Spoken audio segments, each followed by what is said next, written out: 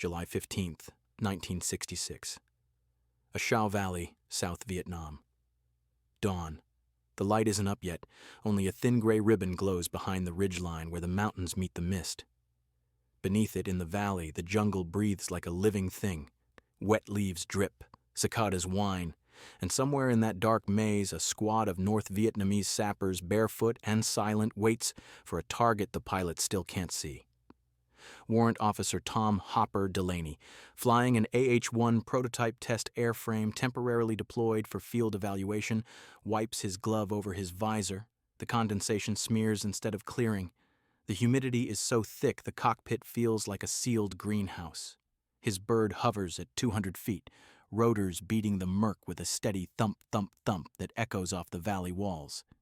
Every pilot knows that sound can save you or doom you.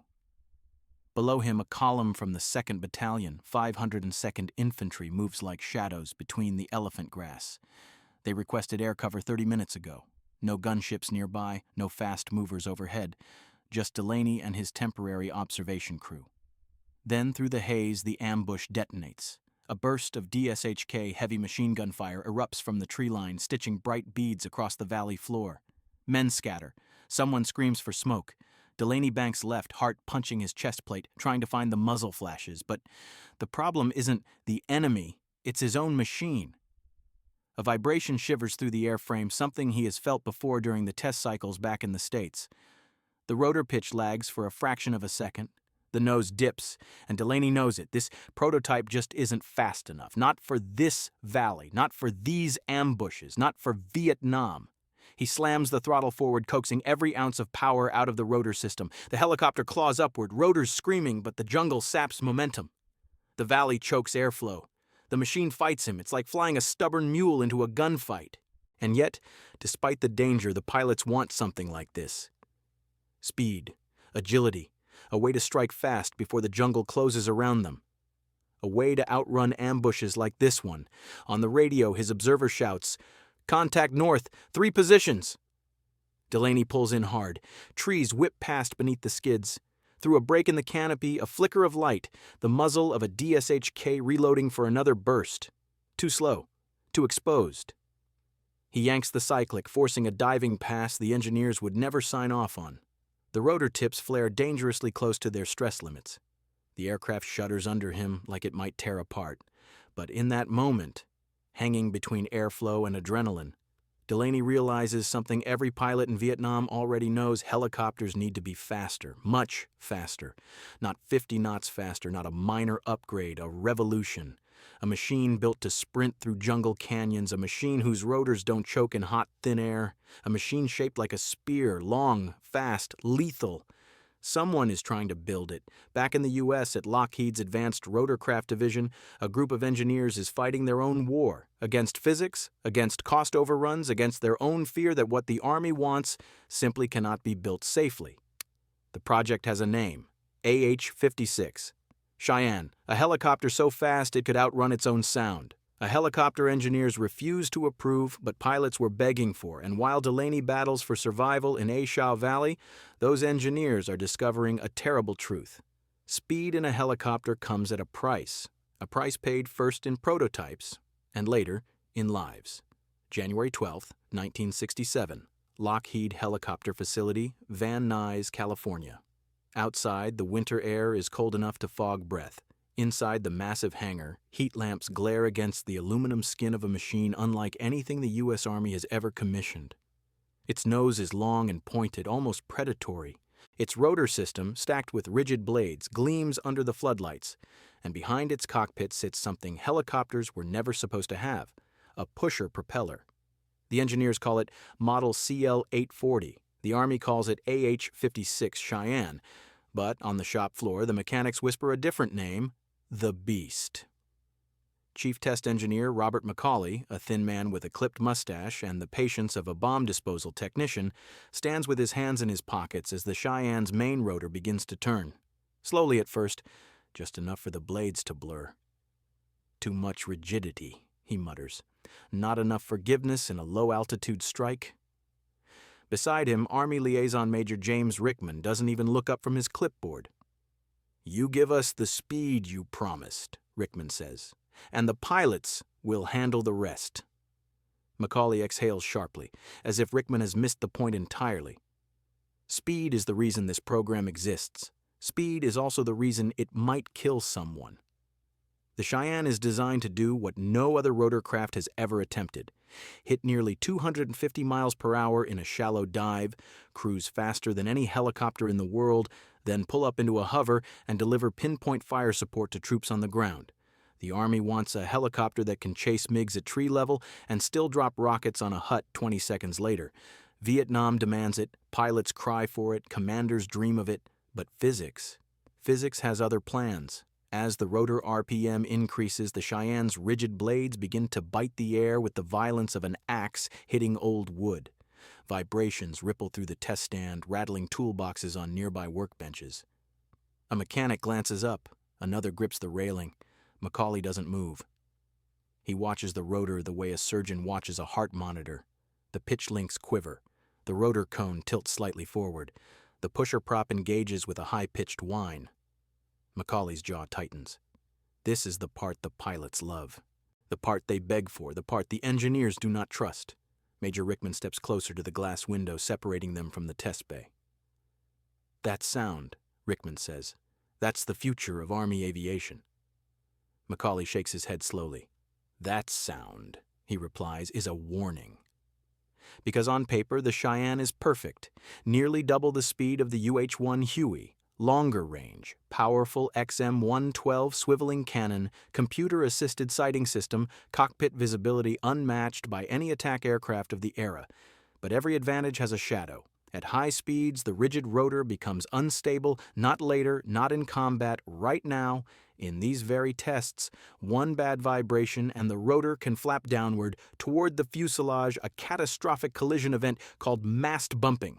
Macaulay knows it, his team knows it, even the Army knows it, but the only people who don't care, the pilots who've seen Vietnam, men like Delaney who fly into ambushes where seconds decide whether a platoon survives or vanishes, men who understand that if the Cheyenne works, even just once, it could shorten battles that now last hours. Pilots want this machine because they've seen what the jungle does to slow helicopters. But engineers? Engineers see what high-speed aerodynamics do to fragile humans. The hangar trembles slightly as the Cheyenne spools down. A mechanic kills the power. Silence returns. Rickman turns. Flight tests begin next week. Macaulay doesn't answer. He just stares at the motionless rotor, a machine asked to do the impossible, a machine that may succeed or tear itself apart trying. And in Vietnam, as ambushes continue to rip through valleys like A Shao, the Army grows desperate for a weapon that can outrun disaster. The Cheyenne might be that weapon, or it might be the most dangerous gamble the Army has ever placed on a helicopter. September 21st, 1967, Edwards Air Force Base, California, late afternoon. The sun is sinking behind the Sierra Nevada, washing the runway in golden light. Heat shimmers above the asphalt. The desert wind carries dust across a crowd of observers, engineers, officers, mechanics, each pretending to look relaxed, each failing. At the center of the runway sits the first flying prototype of the AH-56 Cheyenne, rotors still, pusher prop quiet, its long fuselage stretched forward like a predator waiting for permission to strike. Inside the cockpit, test pilot James "Jim" Walker adjusts his harness. Walker is the kind of pilot engineers both love and fear. Unshakable calm, encyclopedic knowledge of rotary wing aerodynamics, and a stubborn impulse to push test aircraft just a little farther than the manuals allow. He flicks the battery switch. The cockpit hums to life. Hydraulic pressure rising. Flight computer warming. Warning lamps blinking off one by one. Over the intercom, Macaulay. Cheyenne 1. Instrumentation reads nominal. Proceed with spool up. Walker's hands move with unhurried precision. Throttle, forward. Generators, online. Rotor, engaged. Inside the hangar, Macaulay stands in front of a wall of telemetry screens, every sine wave and data line a pulse of the Cheyenne's nervous system. The rotor begins to turn, slowly, deliberately. Each blade slicing the air with a sound that's deeper and sharper than a Huey's thump, more like a circular saw biting into steel. Major Rickman watches with his arms crossed, pretending not to flinch as the rotor RPM climbs. "This is what the Army needs," he says to no one in particular. "A gunship that moves like a fighter." Macaulay doesn't respond. He's watching the tracking data on the rotor hub. A slight wobble. Not dangerous yet, but visible. At 100% RPM, Walker does something every pilot feels in their bones. He listens. Not to the instruments, not to the engineers, to the machine, and the machine says, "I am not ready." But Walker presses forward. The skids grow light. Dust swirls beneath the fuselage. Then, with a gentle breath of power, the Cheyenne rises into the air. A collective gasp ripples through the observers. For a moment, the helicopter hangs effortlessly, as if weightless. Walker tenses his legs, feeling for vibration. Macaulay holds his breath. The rotor stays steady. Then Walker tilts the cyclic forward. The Cheyenne begins to move, smooth, almost unnaturally precise. Its rigid rotor system gives the aircraft a sensation of being on rails, responding instantly to input. This is the agility pilots dreamed of in the jungles of Vietnam. Walker radios in, handling, impressive, very light on the controls. Acceleration feels aircraft-like. Macaulay scribbles notes. Rickman fights a grin. But when Walker increases speed, 60 knots, 80, 100, the first sign of danger appears. The telemetry screen spikes, a vibration in the rotor hub, subtle, but growing. Macaulay. "Cheyenne 1, hold your speed at 100 knots. Repeat, hold at 100. Walker. "Copy, holding." He eases off. The vibration decreases. But the Army didn't commission the Cheyenne to fly at 100 knots. It commissioned it to fly at 250. Walker banks left, then right. The aircraft responds like a fighter. The observers murmur. If Vietnam had a machine like this, insertions could be lightning fast, ambushes could be outflanked, entire battles reshaped. But then, Walker pushes the cyclic again. Not aggressively, just enough to feel the rotor bite, and the machine bites back. A violent shudder kicks through the fuselage. The rigid blades begin to flap asymmetrically. The nose pitches upward, uncommanded. Walker, getting significant vibration, feels unstable, reducing power. The helicopter wobbles in midair, rotor stress sensors flashing warnings. Inside the telemetry room, alarms chirp. Macaulay's voice tightens. "Cheyenne 1, abort high-speed test, return hover, and prepare to land." Walker steadies the cyclic, brings the nose down, coaxes the rotor back into balance. The Cheyenne settles onto the runway in a cloud of dust. A cheer breaks out, half relief, half triumph, but Macaulay doesn't celebrate. He rips his headset off and strides toward the flight line. Rickman intercepts him. "Come on, Bob. It flew beautifully." "It shook itself apart at 115 knots, Macaulay snaps. "What do you think happens at 170? 200? Rickman glances at the helicopter, the future of Army aviation, now sitting quietly as if nothing had happened. "We fix it," he says. But Macaulay knows the truth. You don't fix physics. You respect it, or it kills someone. The first flight proved two things. The Cheyenne could change the war, and the Cheyenne could kill its pilot. Both were now unavoidable truths. March 12, 1969. Edwards, AFB, Test Range Charlie. The sky is unnaturally clear, so clear it looks brittle. A cold wind cuts across the concrete apron as Captain James Jim Walker climbs into the cockpit of Cheyenne Prototype No. 3, the most refined test model yet. Today's flight is simple on paper. Climb to 3,000 feet, perform a shallow dive, push through high-speed forward flight, collect data on rotor harmonics at speed.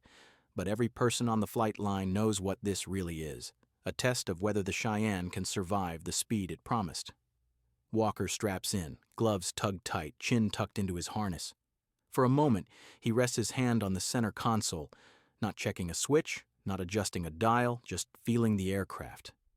Pilots trust machines with their lives. Engineers trust data with theirs.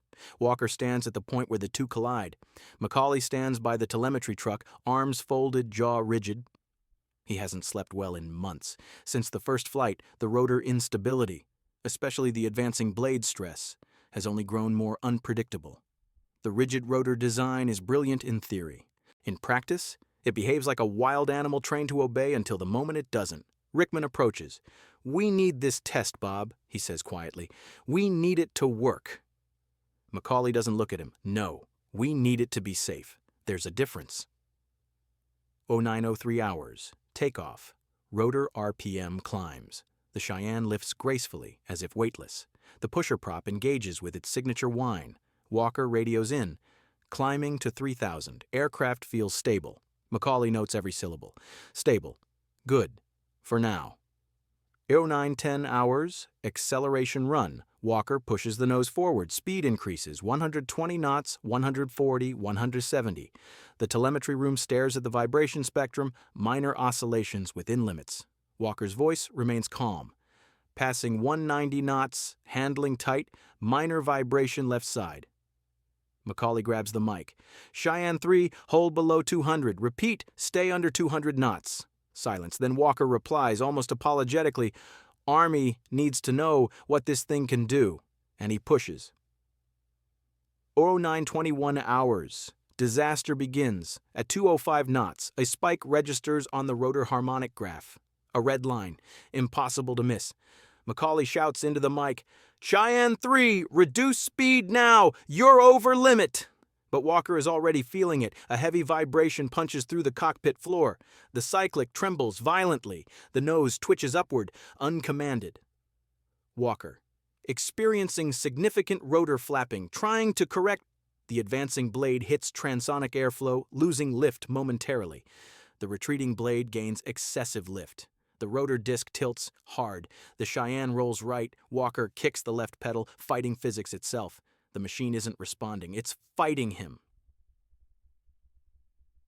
0922 hours. Catastrophic failure. Telemetry screams. Rotor stress values jump off the scale. Then a metallic crack echoes across the desert. One of the rigid rotor blades flexes downward, far more than design tolerances allow. In the fraction of a second that follows, three things happen. 1. The advancing blade dips. 2. It strikes the fuselage behind the cockpit canopy. 3. The Cheyenne tears itself open at 200 knots. The helicopter disintegrates midair. Shrapnel spirals into the desert in flaming arcs. The fuselage cartwheels into the sand, exploding on impact. The fireball blooms like a second sun. And then, silence. The kind of silence that crushes the human chest. On the ground, Rickman stands frozen. Macaulay drops his headset, eyes unfocused, breath shallow. Someone whispers, "He's gone." Another whispers, "This program is dead." The report later describes it clinically. Rotor system divergence leading to in-flight breakup. Pilot fatality. Captain James Walker.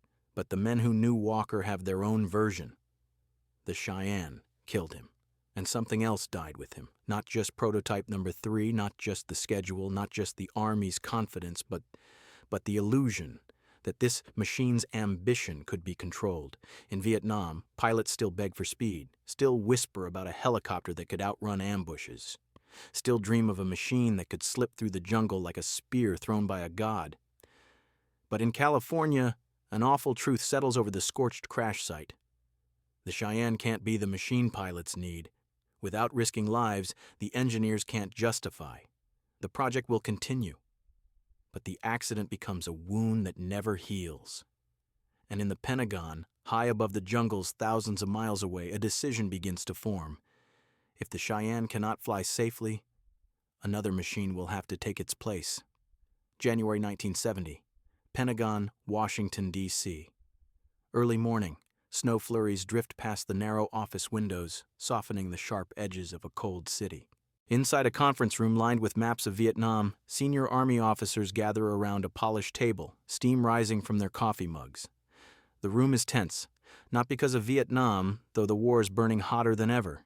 Not because of budget season, though every department is fighting for survival. It's tense because the AH-56 Cheyenne program has reached a crossroads and everyone knows it. Colonel Henry Talbot, Army Aviation Systems Branch, taps a folder with the flat of his hand.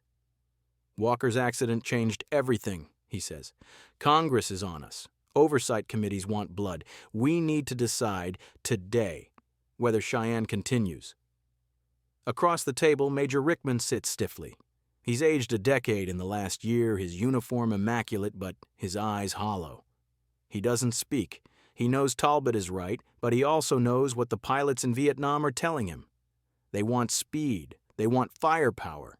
They want something that can strike before the jungle does, and the Cheyenne, at least on paper, still promises all of that. Talbot opens the folder, pulling out grainy photos of the crash site. Rickman looks away. A brigadier general clears his throat. Even if the safety issues are solved, the Cheyenne is too complex, too expensive, too delicate for Vietnam. Talbot nods grimly. Our boys are flying Hueys patched with tape, and we're trying to field a helicopter that costs more than a fighter jet. Congress isn't impressed. Someone else gestures toward a blueprint pinned to the wall, a newer, simpler aircraft. The Sikorsky S-67 Black Hawk prototype, a potential competitor. And beside it, a concept sketch from Bell for a straightforward, tough, low-level attack helicopter, the early vision of what will one day become the AH-64 Apache. These machines don't promise speed records. They promise survivability, and survivability wins wars.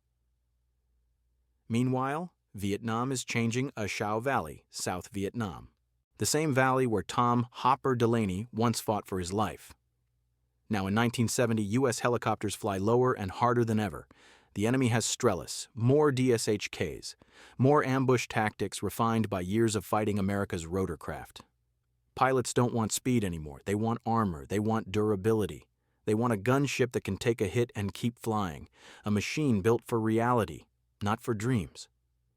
Delaney, now flying with the 101st Airborne's Aviation Company, looks at a photo of the Cheyenne in stars and stripes, sleek, beautiful, deadly looking. He shakes his head. Pretty doesn't mean alive, he mutters. The Cheyenne would have screamed through this valley like a missile. But could it survive the hit that every aircraft eventually takes here? Delaney doubts it. Back in Washington, politics turns the knife. Rickman rises slowly as the debate intensifies. He speaks softly. The pilots, they believed in this aircraft. They believed it could get them home faster than anything we've given them. You cancel this program, they'll think we never listened. Talbot sighs. We did listen. The engineers listened. Walker paid the price. We can't lose another man because we keep chasing an aircraft that refuses to obey the laws of physics. Silence settles over the room. Everyone knows what comes next. The Cheyenne wasn't just a helicopter, it was a promise that speed could solve the war, a promise the Army desperately wanted to believe, but the Pentagon understands something now. Vietnam has shifted from a war of speed to a war of endurance. Slow and tough beats fast and fragile. Reliability beats performance. Armor beats elegance. And the Cheyenne, long, sleek, blisteringly fast, belongs to a future that the present can no longer justify. Talbot closes the folder. We'll brief Lockheed next week. Rickman exhales, a long, tired breath. He knows what that means. Not yet official, but inevitable. The Cheyenne is dying. There is yet even now. Pilots whisper word leaks fast to Vietnam. In hooches lit by battery-powered lamps, pilots mutter over coffee and sandbags. They're killing the Cheyenne. Figures. Too dangerous. Damn shame. We could have used that speed in Hill 937. Or died in it, someone chimes in. Delaney listens. He doesn't join the debate, but he remembers the ambush years ago, the one where he learned helicopters needed more than speed. They needed trust. The Cheyenne, for all its brilliance, never earned that trust, not from the engineers who built it, not from the Army that ordered it, and not even from the air that tore it apart. August 1972, Lockheed facility, Van Nuys, California. Late afternoon.